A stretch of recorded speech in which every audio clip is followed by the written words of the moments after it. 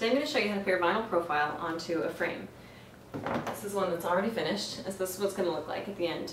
And what I did for this was I just picked out scrapbook paper that I like to put on the back. You can put wrapping paper or wallpaper and then hang it on your wall. The other option I was trying to decide between that I really liked was just taking your picture, putting it directly on the wall, and then putting a loose frame that looks actually something similar to what I already have up on the wall around it just for a little bit more texture, or putting this on the wall with a vinyl frame around it. And we have some cool styles for that. So once you have your picture ready to go, you put the backing up, which is the grid paper, and you're going to take a credit card or a AAA card, and you just hold it down and rub all over it. And you're just going to go all around the edges in particular.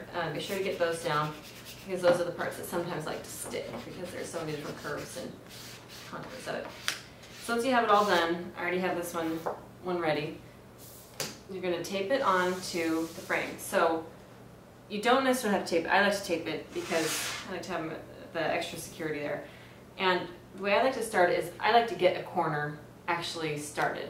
You put the backing paper down on the frame, and then you tape it down, or you can mark it with a crayon if you want to do it on glass. If you're doing it on a wall or a canvas, you can just mark it with a pencil or something, but I just taped it. And I like to get a little corner started. And you peel it off, just very carefully, pull it away from the backing. You want it to stick to the transfer paper, which is the more transparent paper. Just do it slowly to be sure you don't tear any of the edges. And if it happens to stick, just go down, rub it with the paper again. I actually like to just pull it off with my fingers. It works okay. You don't, however, want to handle it too much with your fingers because it oils. And you do want to make sure you have a really clean surface to work on. Now, the best way to do this is really pulling at an angle. With the profile, I kind of, you've seen, like to just pull wherever the largest mass is. And I knew that the ponytail was going to be tricky at the end, so I left that as the very last piece that I wanted to pull off, instead of trying to work the opposite direction and pull all those little pieces. So this might be a little bit tricky at the end here. Make sure I get all of the ponytail, and you don't want the rest of the vinyl to stick, so just take your time at this end.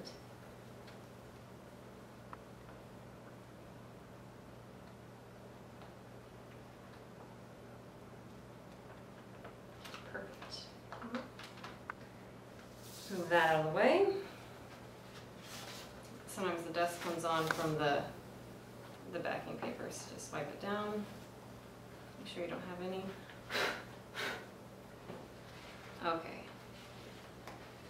And now, again, you don't have to use a tape. You can just eyeball it. And some people like to put it right in the middle, just like flat. I like to go from the corner, which I'm going to work real carefully. Try to put this ponytail down. And you want to be careful to not get air bubbles. So I'm just doing the edges here real carefully at first. I like to go back and forth with my finger. It seems to work better for me. The other option is to use your card again. They both have their perks, I guess.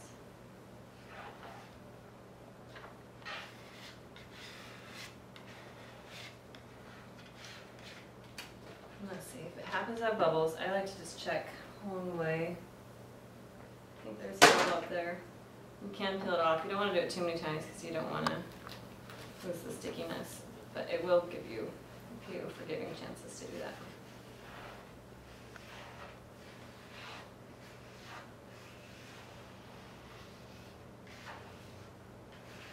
And when you're working with such a large piece of vinyl, it's going to be hard to not get air bubbles sometimes, so that is the other reason to go slowly.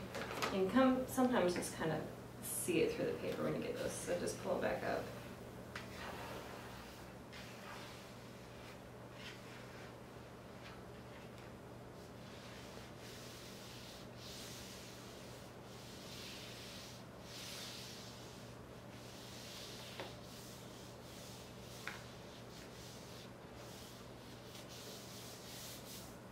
Feels like there might be a bubble in there. Maybe there's just one, but I think I'll actually just take that out with the pin. You can't really tell when you do it, just a little pin clip. We'll see once it's all down. You're going to use your card again and just go all over it Make sure you get the edges so when you peel off the paper that it doesn't stick. It's really easy to do. Just takes a few minutes.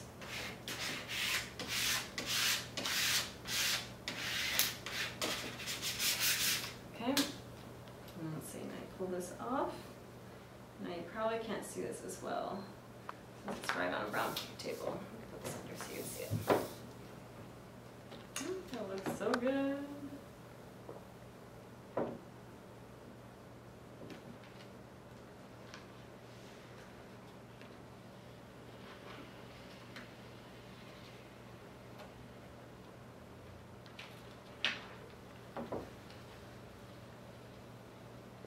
This paper really likes to stick to it, so it takes a little bit of effort to pull it off, but it's good because it keeps you going slow.